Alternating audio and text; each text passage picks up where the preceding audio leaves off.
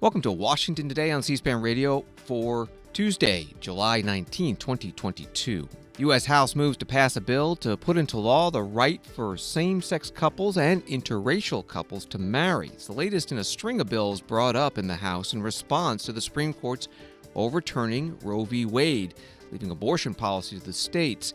In this case, Justice Thomas's concurring opinion suggesting that other right-to-privacy precedents, like marriage, might be reconsidered.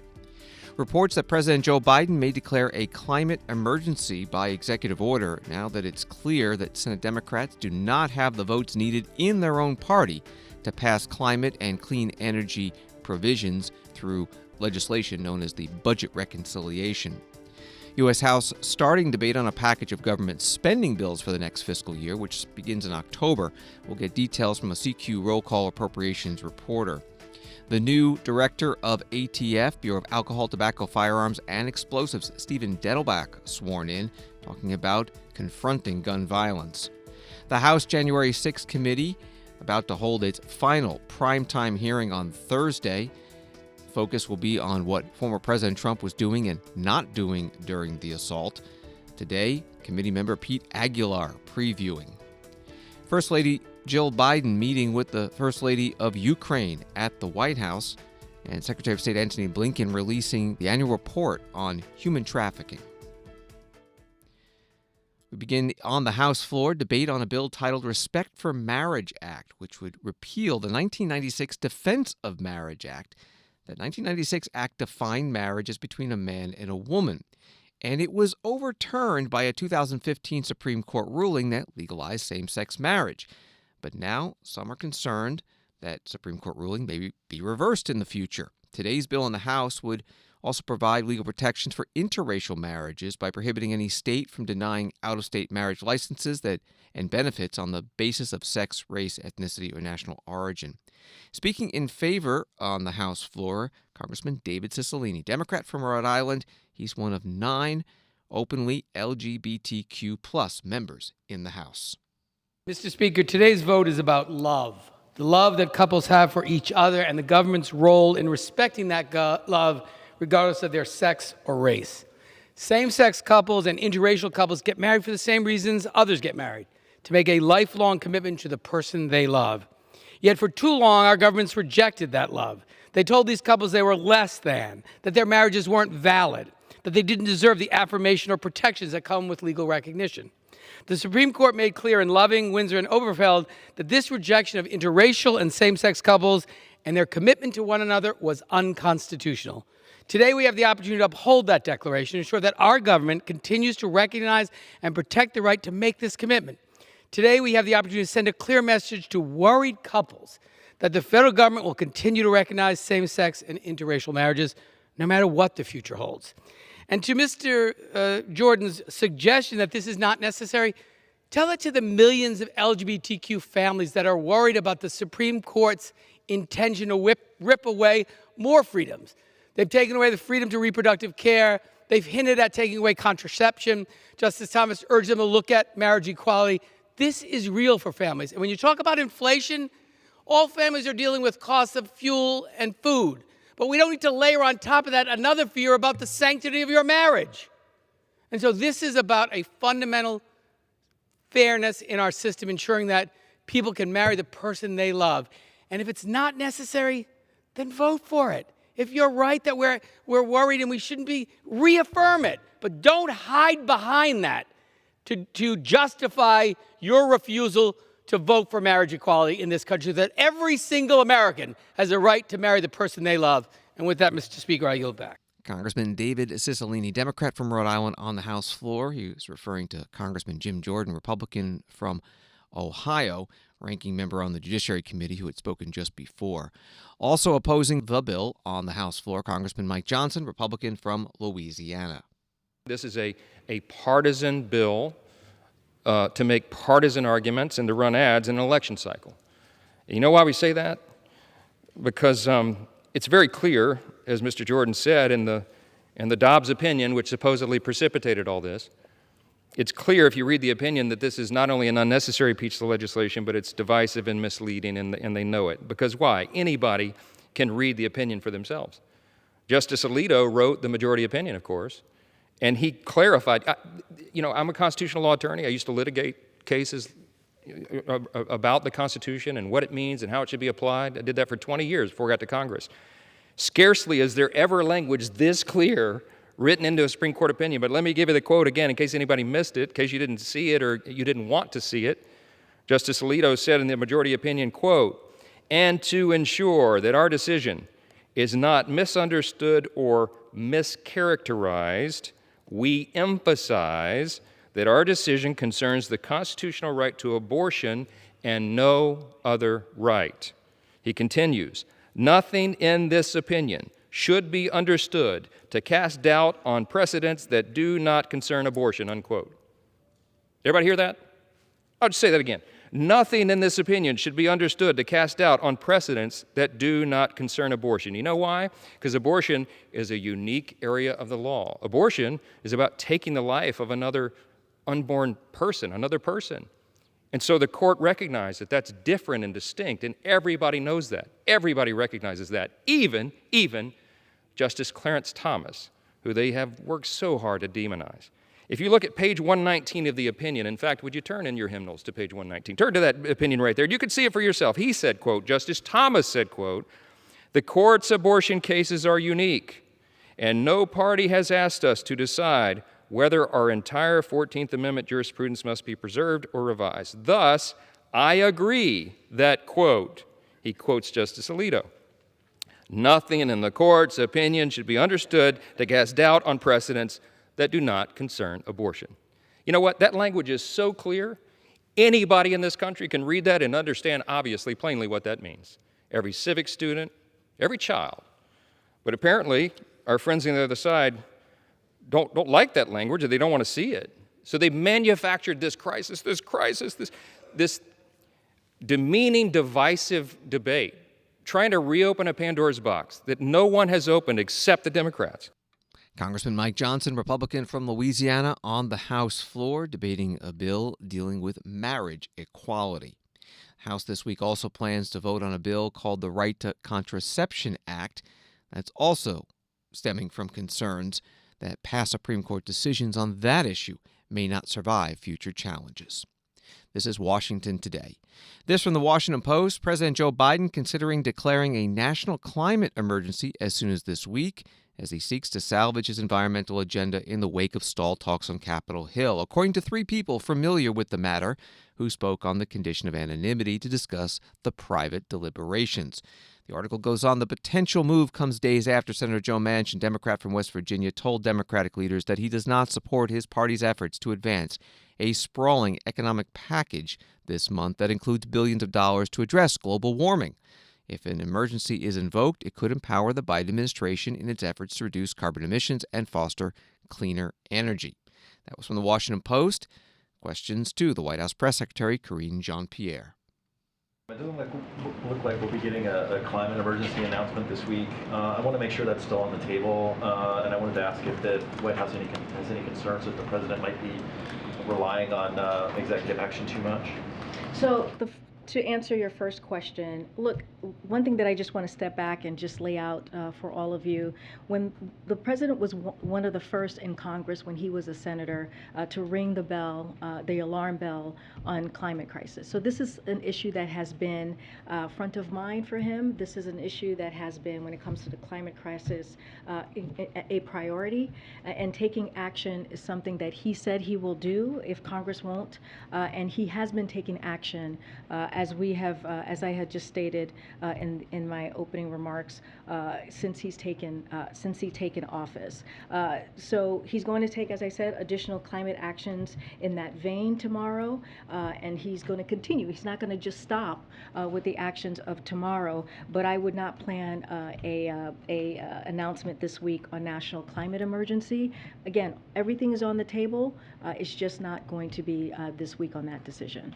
The White House Press Secretary Karine Jean-Pierre with reporters. President Biden heading to Massachusetts on Wednesday. The White House says to discuss climate change. More from the Washington Post article. Some climate activists have urged the White House in recent months to deploy an emergency declaration to maximum effect, arguing that it would allow the president to halt crude oil exports, limit oil and gas drilling, in federal waters and direct agencies, including the Federal Emergency Management Agency, to boost renewable energy sources. Well, Senate Joe Manchin had been negotiating with the Senate Majority Leader Chuck Schumer over the scope of the social spending and tax reform that could be voted on the next couple of weeks before the August recess. Congress would be heading home during that time. And then Manchin last week pulling his support for climate, energy, and tax, citing high inflation. He says he wants to wait for the next report, which would be July's report coming out in August. And that means only health care-related provisions will be included in what originally was called the Build Back Better plan, and it's being passed through the budget reconciliation process, which cannot be filibustered by Republicans. Well, reporters asking the Senate Majority Leader, Chuck Schumer, Democrat from New York, about this today. Have you and Democrats decided to move forward on the smaller reconciliation bill that deals with prescription drugs and the Affordable Care? Yes. Let me say this about reconciliation. Democrats are moving ahead with the provision to lower prescription drug prices. We'll be meeting with the parliamentarian this Thursday for the bipartisan birdbath on this provision. As you know, the bipartisan provision. First, Democrats get to go forward with the parliamentarian, then Republicans. But the real birdbath is both are together and make their arguments. It's a little like a courtroom. That's what's going to happen Thursday. And let me say this. We are excited about doing prescription drugs. This is something we've waited for a very long time, and is going to be a major, major accomplishment to help people bring down inflation. It has so many good provisions in it. Of course, for the first time, the drug companies will be forced to negotiate prices with Medicare. But there's other things as well. For instance, there's a $2,000 limit. No one will pay more than $2,000 for drugs. That's going to send relief to lots of people who desperately need expensive drugs and can't afford them. There is a provision, an anti-inflation provision. So once the company starts selling its drug, and they've already then, even if the price is expensive, they say, well, it's years of research, it's all those costs. But once they set that price, they can only raise the price on their own at the inflation rate. That's a huge thing.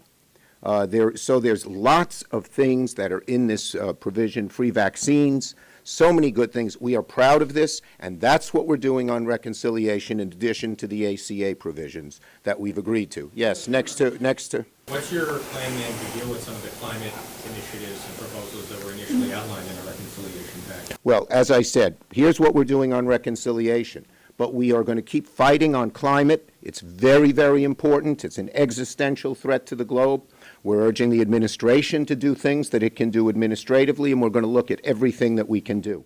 The Senate Majority Leader Chuck Schumer with reporters. Later in this news conference, he was asked about Senate Manchin's honesty in negotiating. Do you feel like Senator Manchin was an honest broker with you? Look, Senator Manchin and I know each other a long time. We have many disagreements. I am very strenuous when I talk to him about my disagreements, but we always try to show each other respect.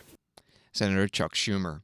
At a separate news conference, the Senate Minority Leader Mitch McConnell, Republican from Kentucky, was asked how Senator Manchin might be welcomed into the Republican conference.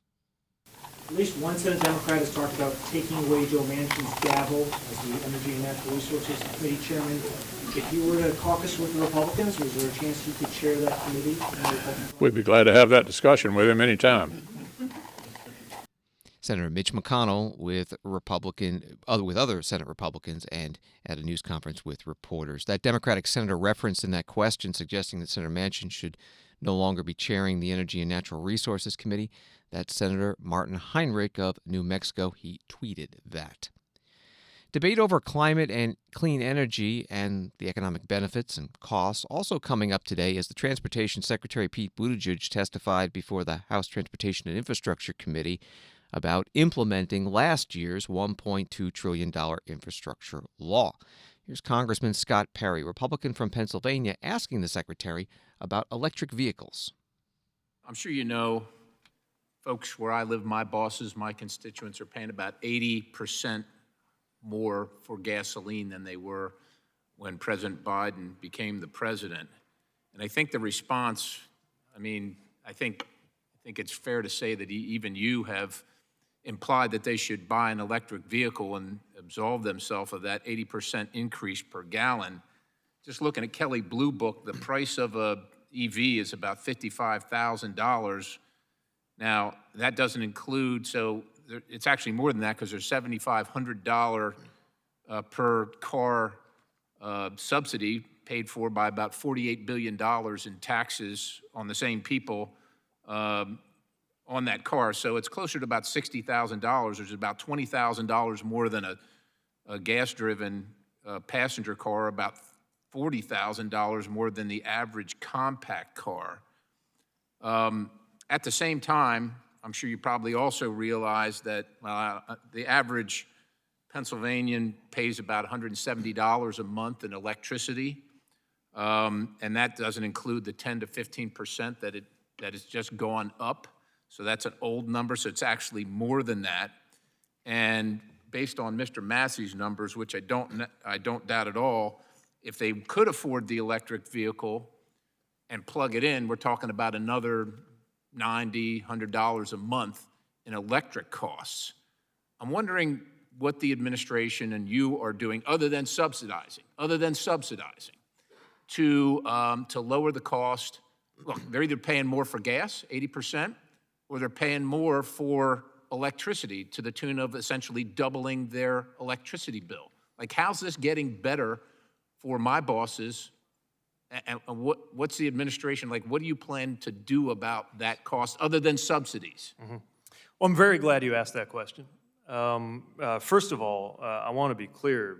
Nobody I know, certainly not me, thinks that all or even most Americans can easily afford electric vehicles. That said, I'm struck by this $55,000 number that keeps going around. I knew this might come up, so I just pulled a few of the latest prices. A Chevy Bolt, so an American-made 2022 EV is $26,595. If you want a pickup truck, like a Chevy Silverado EV or Ford F-150 Lightning, the starting prices of those are $39,900 and $39,974, respectively.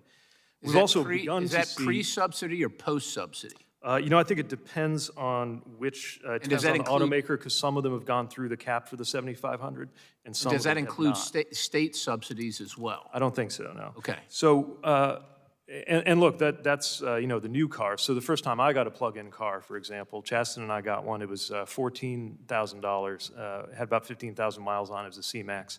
So it was a combo plug-in hybrid. But what we're seeing in terms of the dynamics now is we're close to the point, and may actually be there on certain models and under certain circumstances, where the extent to which your car payment would go up is actually already outweighed by the extent to which your gas bill would go down, even factoring in the cost of electricity. Now, again, that depends on what electricity. So you're saying the market's bringing it down. Look, I got my numbers from Kelly Blue Book. So are those this year's numbers? What's that? Would those be this year's numbers? Actually, last year's. So, but I don't know that anything, especially used cars, have actually gone down in price. Congressman Scott Perry, Republican from Pennsylvania, questioning Transportation Secretary Pete Buttigieg, part of today's hearing before the House Transportation and Infrastructure Committee. President Biden has set a target of having 50% electric vehicle sales share in the United States by 2030. Right now, about 5% of the new cars, SUVs, and light trucks sold each year, about 17 million, are electric, and of the 250 million existing vehicles on the road, less than 1% are electric.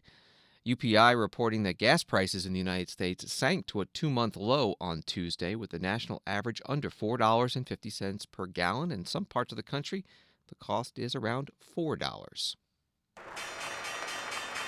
Wall Street today, the Dow up 754 points, Nasdaq up 353, S&P up 105. U.S. House of Representatives starting to take up the regular federal government funding bills for the next fiscal year. FY 2023 starts October 1st. Today, a package of 6 bills out of the 12 total. The bills today covering transportation, housing, agriculture, energy and water projects, Veterans Affairs, the Treasury Department, about $405 billion. Congresswoman Rosa DeLauro, Democrat from Connecticut, on the House floor. She chairs the Appropriations Committee. In the Appropriations Committee, we were determined to put together bills that ensure we offset the rise in prices produced by blocked supply chains, the greed of oil companies, and the Russian invasion of Ukraine. H.R. 8294, the package of the 6 2023 appropriations bills before us, provides the critical funding America needs. Instead of catering to big corporations and the wealthy, we uphold our commitment with this legislation that helps lower the cost of living, creates American jobs, gives working families a better shot, and supports small businesses. And as we do so, we tackle our nation and the world's toughest crises. We reach some of our most vulnerable Americans by funding the programs that keep roofs over their heads of millions and keep food on the tables of millions more. We strengthen nutrition assistance through WIC, food stamps, the child nutrition programs like school meals. We increase access to affordable housing with rental assistance programs and improve the safety and living conditions of those in public housing. We also expand opportunities for families with support for home ownership programs. These bills help invigorate rural communities as we expand broadband, strengthen water programs in rural areas, and invest in single-family home loans. We support Native Americans and honor the federal government's responsibilities to Native families by investing in strong and resilient tribal communities, including through housing, education, and health care programs. We also transform the ways we meet the needs of our veterans who deserve and who have earned our support, including the 9.2 million veterans who rely on the VA for their health care, by increasing funding for medical programs. And for the first time ever, we put VA medical care into its own funding category so that funding for veterans does not have to compete with other critical programs. Supporting those who protect us also means protecting service members and their families in communities all over this nation. We invest in our national security, improve our military readiness through robust investments in critical military installations at home and abroad, and in the well-being of our service members and their families. At the same time, we also make our communities safer by supporting victims while fighting crime, violence, and corruption. Congresswoman Rosa DeLauro, Democrat from Connecticut, chair of the Appropriations Committee, part of her opening statement outlining the details of this package of spending bills for the next fiscal year. The ranking Republican on the Appropriations Committee is Kay Granger from Texas. She opposed this bill. Americans are paying more for just about everything. The social spending pushed by members on the other side of the aisle is a key driver of today's inflation. Simply put, record high spending by the government means record high prices for the American people. Unfortunately, the bills before us do not reduce spending or reflect the economic realities we face. Many of these bills receive double-digit percentages increase, including a 70% increase for financial services and general government, an 18% increase for interior and environment, and a 12.2% increase for transportation, housing, and urban development. At a time when Americans are struggling to pay for gas and groceries, the federal government should be reducing spending. We should prioritize core responsibilities such as our national security, and we must cut extravagant social programs. In addition to my concerns about funding levels, the policies proposed in these bills do not reflect a bipartisan agreement. In particular, the bills before us today drop long-standing pro-life protections that prevent taxpayer funding for abortions. The bills allow for the closure and transfer of dangerous criminals from Guantanamo Bay to the United States and worsen our nation's energy crisis. Just a few months ago, we were able to come to an agreement and enact the fiscal year 2022 appropriations bills. Those bills continued long-standing policies supported in the past by members of both parties and dropped new controversial provisions. I hope we'll be able to do the same this year so that those bills can get to the President's desk and be signed into law. Congresswoman Kay Granger of Texas, ranking Republican on the Appropriations Committee on the House floor. CQ Roll Call Appropriations reporter Aidan Quigley has been tracking the progress of the House appropriations bills, and he joins us now by phone. Thank you for being with us. You write that the House majority trying to rally its troops to pass 12 of the annual appropriations bills before the August break, but you write sources familiar with the process are skeptical that much more than half of them will get that far, given House Democratic leaders have a slim margin for error on partisan bills. Fill in the blanks for us. What will make it through and what will have a little difficulty? Yeah, so, they're trying to push to get these done by the end of the month. And this week they're considering a package of 6 bills, domestic spending, most of them, at least on the non-controversial side. Of course, none of these bills will have Republican support because the funding levels are much higher than Republicans are comfortable with.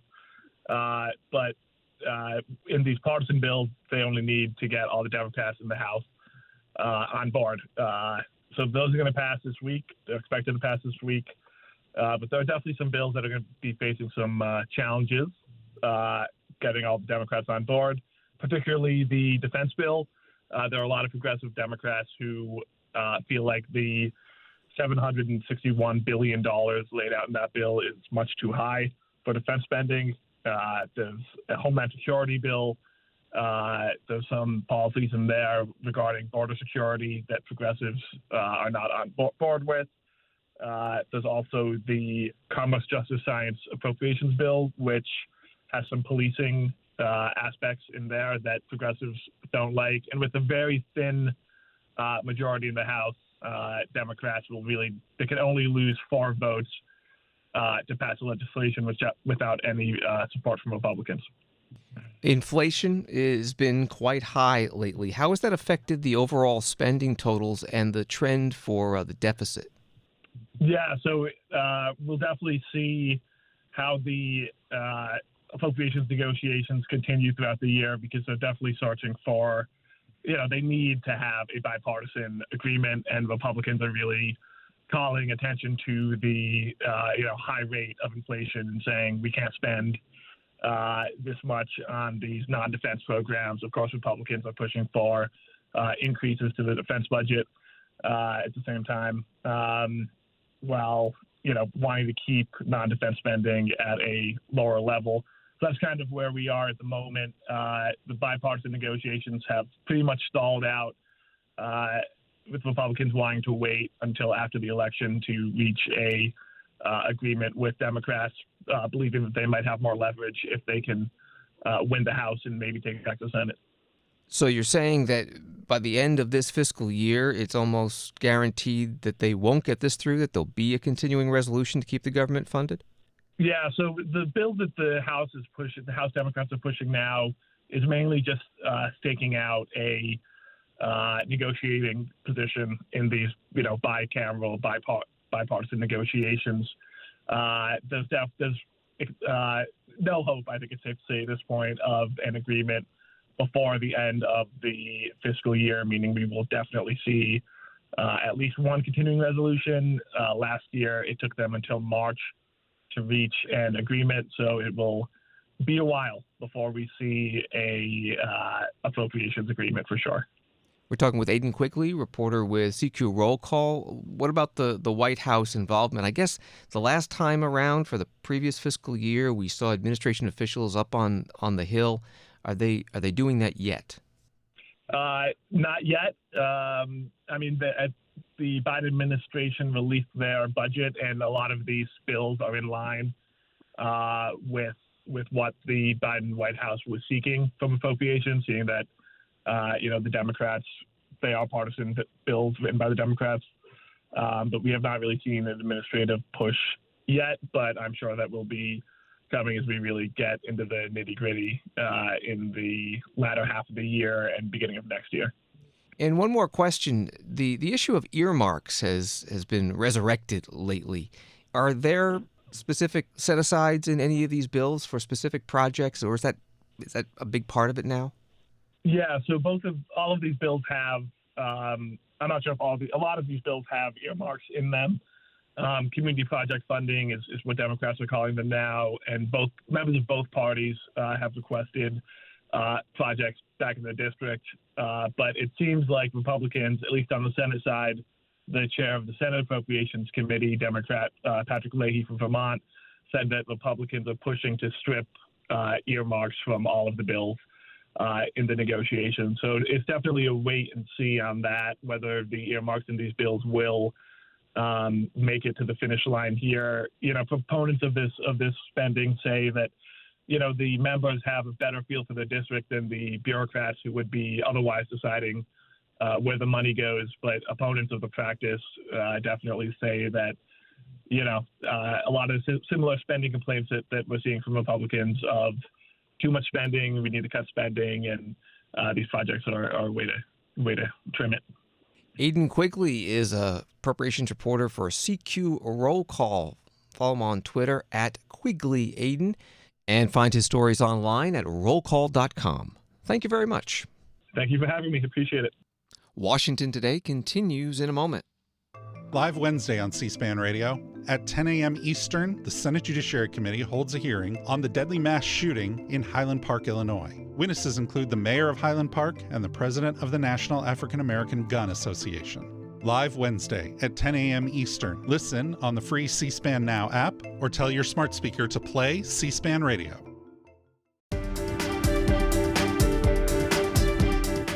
Welcome back to Washington Today, which you can get as a podcast. Go to the free C-SPAN Now mobile video app or wherever you get your podcasts. First Lady Jill Biden, writes ABC News, and her Ukrainian counterpart, Olena Zelenska, met at the White House on Tuesday. President Joe Biden was also there on the South Lawn to welcome Zelenska, presenting Ukraine's First Lady with a bouquet of yellow sunflowers, blue hydrangeas, and white orchids. The meeting between the two First Ladies is one of several appearances Zelenska will make this week in Washington as Russia's invasion of Ukraine stretches into its 6th month. That from ABC News. Inside the White House, First Lady Jill Biden making some remarks as the bilateral meeting began. Olena, it's so nice to see you again since I last saw you. Mother's Day was what, May 8th? And, I think when I came back, one of the things that I said was, you cannot go into a war zone and come back and not feel the sorrow and the pain of the people that I met. And you introduced me to so many refugees, the mothers and the children, and we spent some time with them. And so I know you're here. You asked me then to talk about mental health issues. And so I came back and I talked to my team, and I think you received my letter about what we're doing to help with mental health for the mothers and the children who have really, suffered such tragedy and the atrocities. And so I've been working on it. The team has been working on it. And so now I think we'll go around and they'll tell you, first Doug will have his comments, but then every one of our agencies that's been working on this is going to tell you specifically what they've done. Was that too long? Who's interpreting? Oh. It's okay.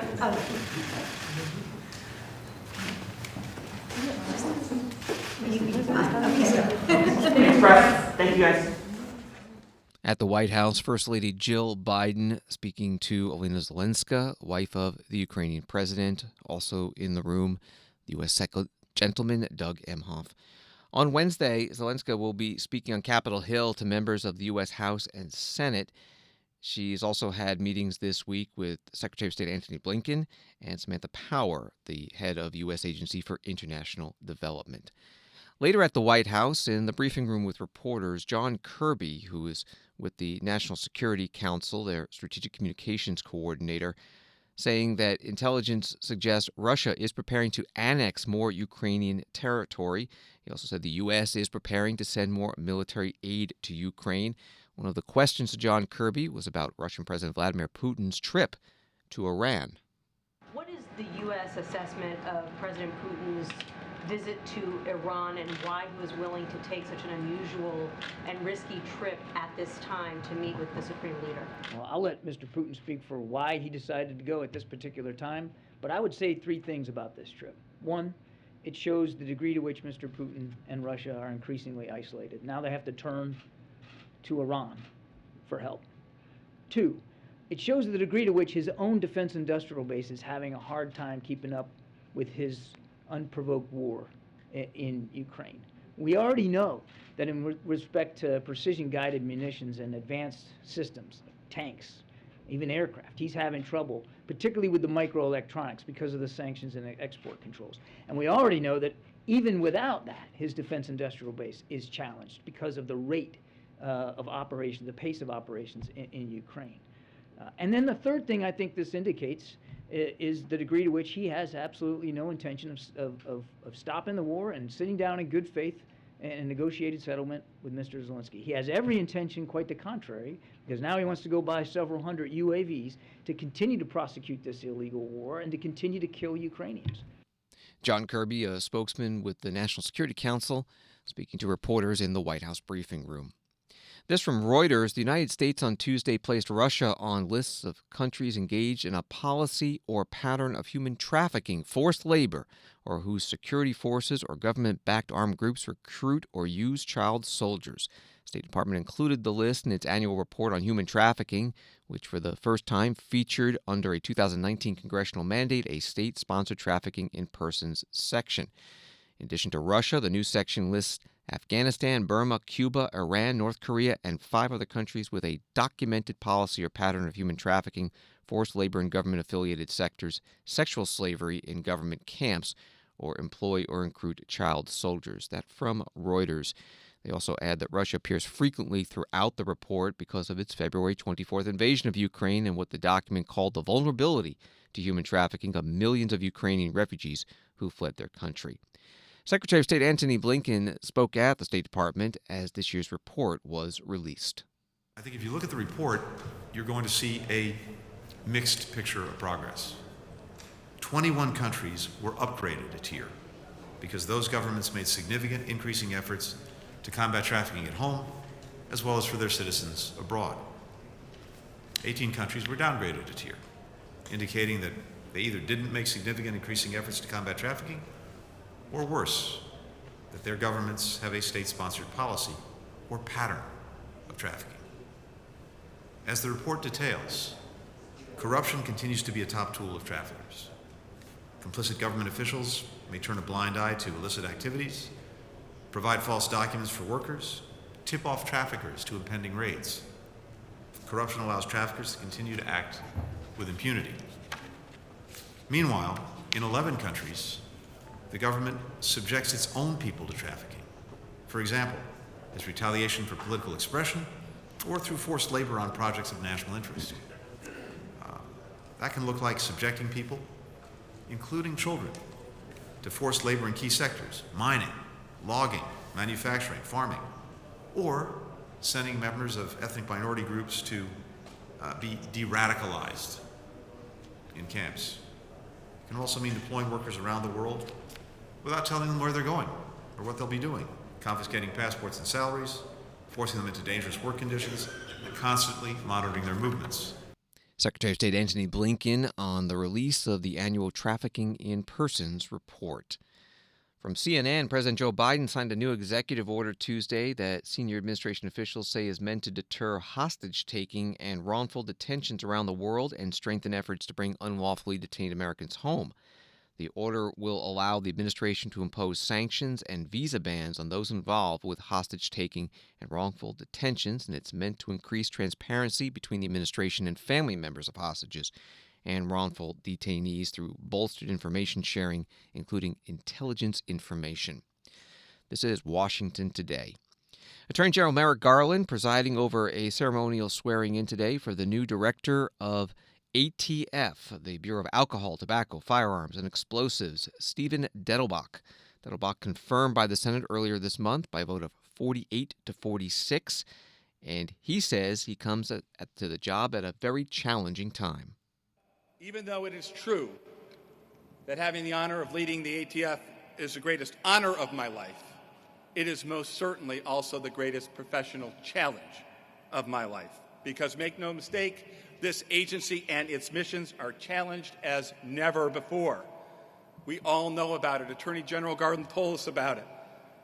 Rising crime, rising firearm violence, rising mass shooting incidents, and a rising tide of extremist violence that threatens people and safety in this nation. And it's going to take all of us in this nation, in law enforcement, working together to address those threats.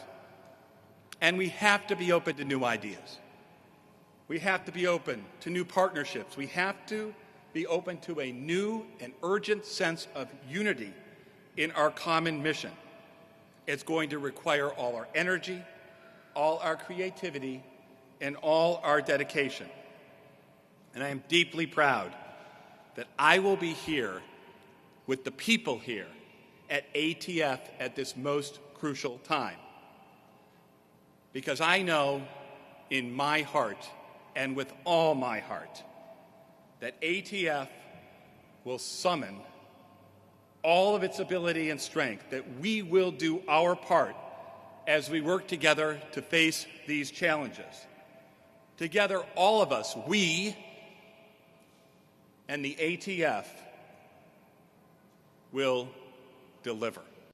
The new ATF director, Stephen Dettelbach, at his swearing-in ceremonial at ATF headquarters today. Also there was the Attorney General Merrick Garland. Dettelbach is only the second Senate-confirmed ATF director since confirmation was required for the position starting in 2006. From Associated Press, 2 former White House aides are expected to testify at the House January 6 Committee's primetime hearing Thursday as the panel examines what Donald Trump was doing as his supporters broke into the Capitol, according to a person familiar with the plans. Matthew Pottinger, former Deputy National Security Advisor, and Sarah Matthews, a former press aide, are expected to testify, according to this person. Both resigned immediately after the January 6, 2021 insurrection that interrupted the congressional certification of President Joe Biden's victory. That from AP. Of course, we will have live coverage of that hearing Thursday, 8 p.m. Eastern on the C-SPAN networks. One of the committee members, Congressman Pete Aguilar, Democrat from California, today with a preview. So far, we've detailed the administration's ties to extremism, the pressure campaign that the former president put on his own vice president, as well as the Department of Justice. We've talked about the doomed litigation strategy that was built on a lie. And what we will lay out on Thursday is what was happening during those 187 minutes in the White House. And I think it's important to just step back and talk about how we got here. On November 9th, 2020, the Washington Post ran a story with the headline, "Top Republicans Back Trump's Efforts to Challenge Election Results." The story continued to detail an anonymous quote that will live in infamy. And it read, quote, "What is the downside for humoring him, Donald Trump, for this little bit of time? No one seriously thinks the results will change," said one senior Republican official.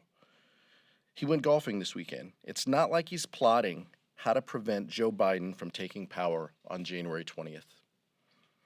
He's tweeting about filing some lawsuits. Those lawsuits will fail. Then he'll tweet some more about how the election was stolen, and then he'll leave.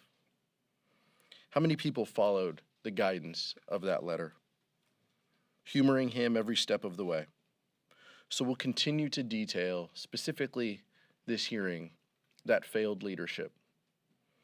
How Donald Trump failed to take that oath seriously. And at any point he could have walked to the press room a couple feet away and called off the rioters.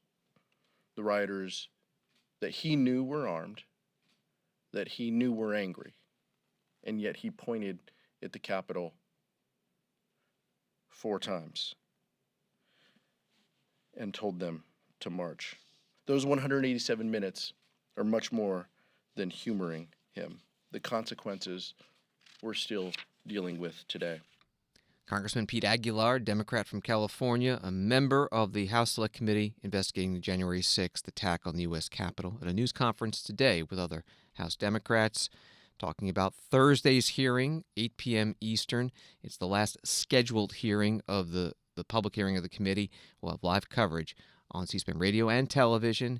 You can watch anywhere on the free C-SPAN Now mobile video app, or listen on your smart speaker. Just say play C-SPAN radio. One of the committee members who will not be there in person is the chair, Democratic Congressman Benny Thompson of Mississippi. He has announced he's tested positive for COVID-19. He says he's experiencing mild symptoms. A statement from the Select Committee spokesperson Tim Mulvey reads, while Chairman Thompson is disappointed with his COVID diagnosis, he has instructed the Select Committee to proceed with Thursday evening's hearing. Committee members and staff wish the chairman a speedy recovery. Speaking of COVID, Dr. Anthony Fauci, President Biden's chief medical advisor, clarifying today that he does not plan to retire completely by the end of President Biden's first term, but only step down from his current government position. Today he spoke at a healthcare summit hosted by The Hill. He was clarifying what he said yesterday in an interview with Politico. What happened is that I gave an interview with a reporter, and they said, you know, you're going to have to step down sometime. You can't be in this job forever. And I said, you're absolutely right. I can't be in this job forever. And I don't anticipate I'll be in this job before the end, at the end of the first term of President Biden, which is January 2025. Somehow that got interpreted that it's announcing my retirement. I just said that it is extremely unlikely, in fact, for sure, that I'm not going to be here beyond January 2025. So sometime between now, Kate, and January 2025, you can guarantee I'll step down. Dr. Anthony Fauci, chief medical advisor to President Biden, and he's been the head of the National Institute of Allergy and Infectious Diseases since 1984. Today, at an event held by The Hill, he is 81 years old. Thanks for listening to Washington Today. Subscribe to C-SPAN's evening newsletter word for word to get even more of Washington's top stories sent to you every day. You can sign up at c-span.org/connect. Have a good night.